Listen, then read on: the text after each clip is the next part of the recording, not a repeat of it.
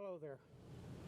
I want to take a little bit of a look, or a closer look rather, at the polyurethane finish that I am trying to learn to use as kind of an alternative in the winter months when I can't hang a natural cellulose lacquer finish out in my shed to cure for 6 weeks or so because of the temperatures at night. And this may end up being my go-to finish because it is pretty easy. It is fast curing. I can hang it out in the shed, and overnight it will be hard enough and cured enough that I can continue to work on it or take it into the house. You know, and in 2 or 3 days it would be hard enough to start assembling an instrument. So there's a lot going in this finish, and I think it's working out really well. So let's look. I want to take a closer look at this. Now I apologize for any wind noise that you might hear. It's kind of windy out here. I have my microphone placed in a way that I think it will mitigate that. I'm using my lapel mic instead of narrating this video afterwards. So let's look at this finish. I want to point out some things and kind of give you an overview of what's going on. If you look at this, that's looking pretty good. It's even. There aren't a lot of ugly runs or anything of the sort. And I didn't sand it very much or anything like that. That's a plus with this as well so far. But you'll see, like, there's a couple of spots here and along in here that are a little bit darker. Now this may even out if I lay another bit of finish over top of it. But what this is when I did the back, I got some drip or some run that came over here to this front of the instrument while it was laying upside down or face down. And instead of sanding them, waiting for the finish to cure and sanding them before I laid the finish on the top, I just went ahead. It was fairly wet, so I thought, well, I'll just lay finish over top of that, thinking that it might go away like it does with lacquer.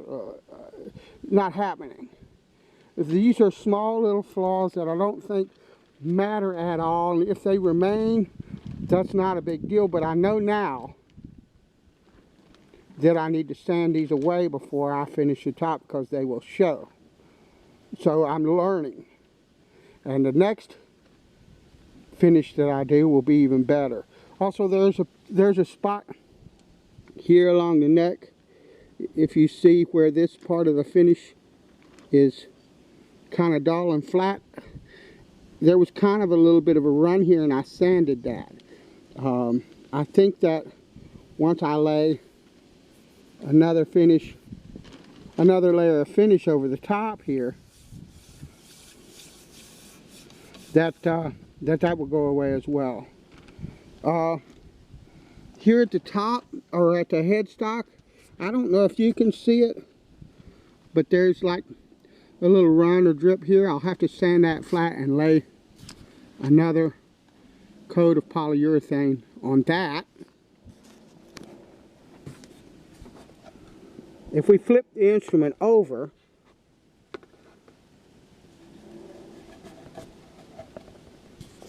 the back looks pretty nice. There are a couple of points. I had to sand in here and sand here because this came up white and really, really rough. There must have been dust or something that I did not get off here. And I don't know if you can see, there's a tiny bit of runs in here. I may not even bother with that because the thing with this, I've only got like 1 or 2 coats on this neck, but it's a wonderful satin and it feels almost like raw wood. I love the feel of that, so I may keep that. I don't know.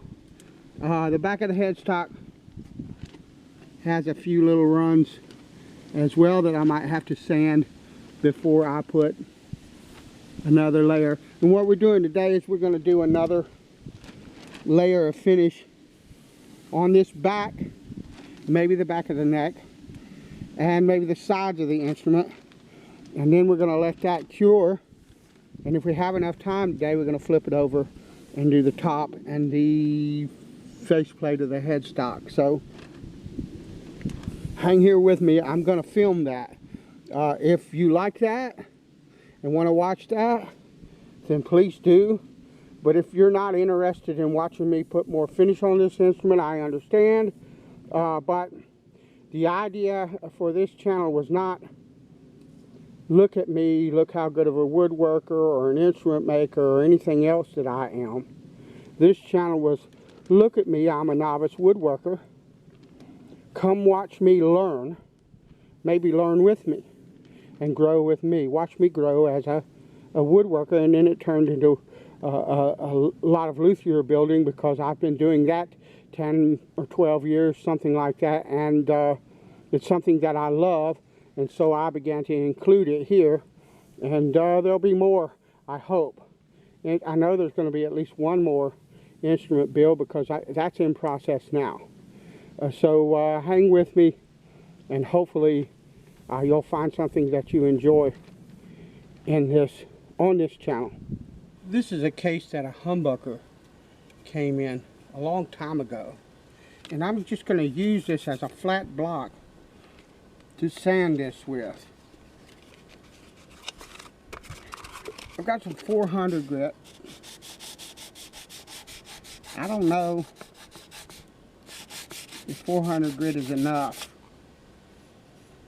We're going to see. What I'm going to do, in actuality, is that is pretty darned high up or above the surface, so I'm going to see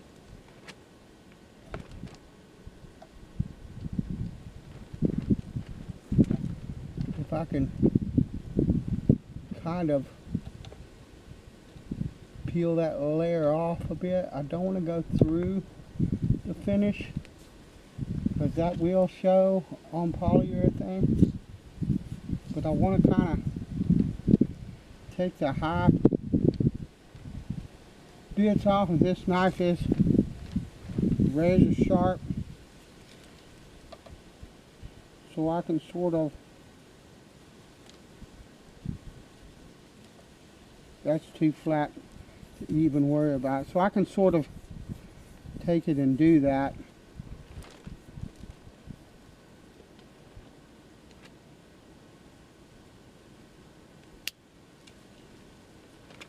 Piece of the scale broke off of my knife. Me no likey that, but oh well.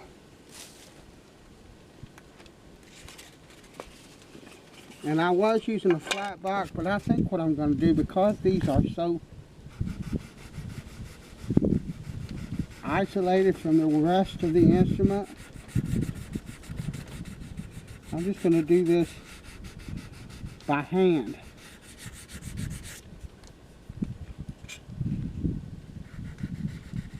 Okay, there's I can see kind of like a little ledge here. So we're going to see if we can do just the lights. I'm in a different position now than I was. And so the light is hitting it in a different kind of way. And that's allowing me to see things that I couldn't see previously. That's one thing about building, the way your hands, the way things feel under your hand, or looking at it from another angle where the light hits it in a different way, can really help you to see issues that you might not otherwise see. And I don't know if I'm going to get this perfectly flat, because like I said, I don't want to go through the finish, but if I can smooth it down so that when I lay another coat of finish over it, it might not be so obvious, then I'll do that. And it's a learning curve. I will learn what I can do and what I can't do regarding this finish as I go. And in maybe 2 or 3 more instruments, I think I can get this finish to be really, really good. And I like it because it is less, it's non-reactive. It's not going to react to anything that you could spill alcohol all over it, and it really wouldn't do anything but roll off of it, you know. So I like that part of it, and it seems to be very user-friendly, that kind of thing, for lack of a better term. And yeah, I like it a lot. And if I get it, if I make sure that I do a fairly thin finish, then, you know, it should be perfectly fine as a guitar finish. I know that there are companies that use this finish regularly, so, and they use polyester finishes and all of that. So now what I'm going to do is I'm going to hit the surface with a tack cloth again. This time I made sure this surface was clean, or as clean as I thought was necessary anyway. But I'm going to hit this with a tack cloth to get rid of any dust that's on it, any sanding dust or anything of the sort. And we'll put on some gloves and start working on getting a finish on here. Alright, I think what I'm going to do is start from this end and work that way. It's opposite of what I was doing.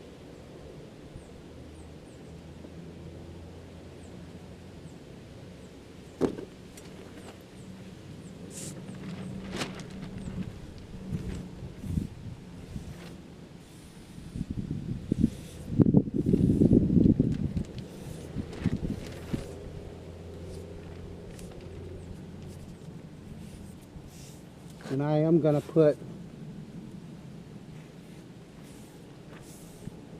one more coat of this on the neck.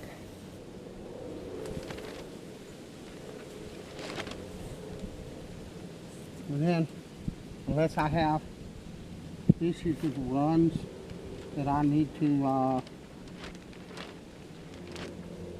address,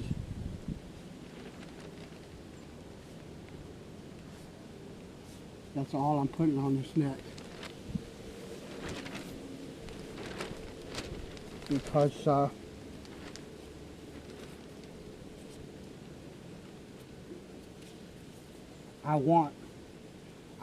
the neck is like the interface of a guitar, any guitar, electric, acoustic, it doesn't matter. And you're going to feel that neck more than any other thing, any other part of the guitar, the neck and the fretboard. And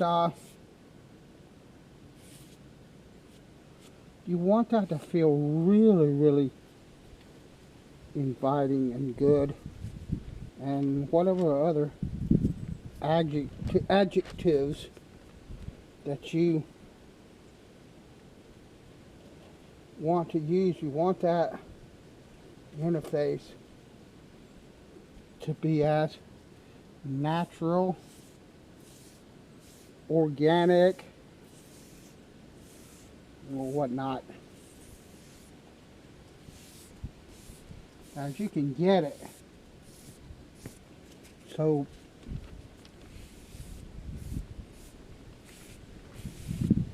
I don't want, because polyurethane, one of the things about polyurethane that puts a lot of people off, although you couldn't prove it by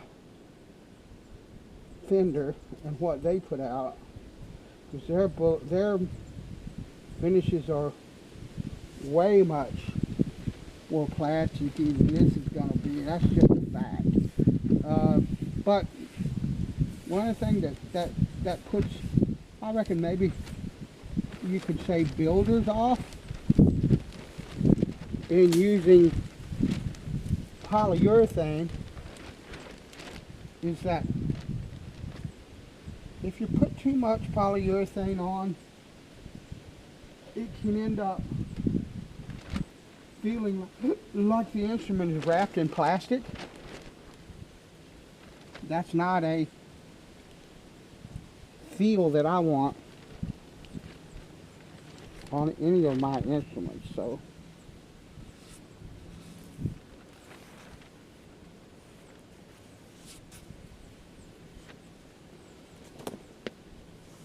you want to be, I want to be really light-handed with any finish, where even nitro. I would not want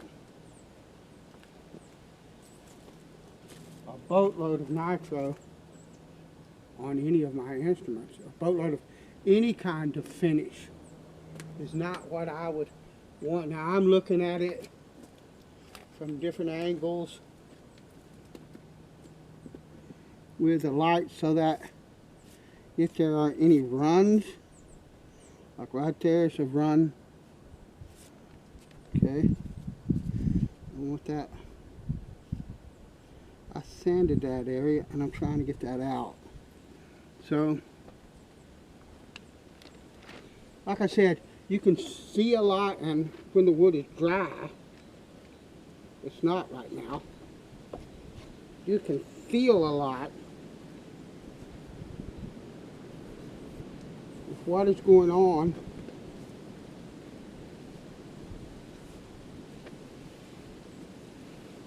A lot more, even a lot of times, than what you can see, you can feel with your hand. But you want to use, particularly like out here,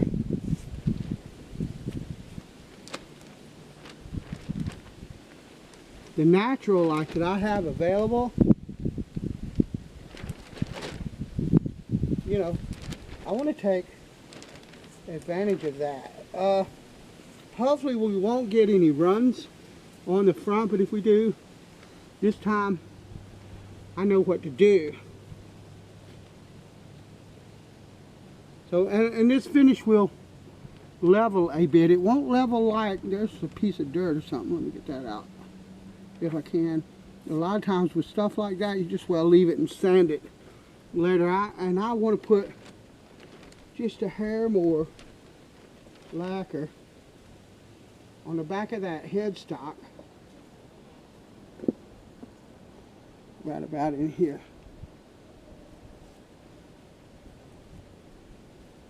Alright. A lot of times this stuff will level a bit from what I'm finding out. Now it won't level like a wipe-on polyurethane levels. That is designed to level out a lot more than what this will. The thing with it is, though, is that this is a harder finish. The wipe-on has other things in it to make it flow more, and so it's like if you cut a finish with thinner or something like that, it's not as hard. You're not getting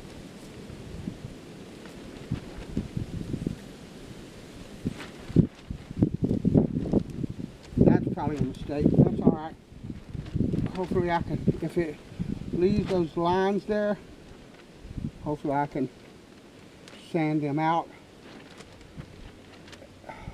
and level them, and then maybe use some polish. Although I'm finding that I do not like trying to polish any finish with the grain not filled, because the polish has a tendency to drop down into the grain, and it's, for me so far, almost impossible to get all of that out. So anyway, we're going to let that sit about 3 hours and then come back, and I'll come back and do some more work. But I thought you might want to see what I'm doing and what's going on, the process that I'm using, and all of that. So thanks for watching, and I'll talk to you later.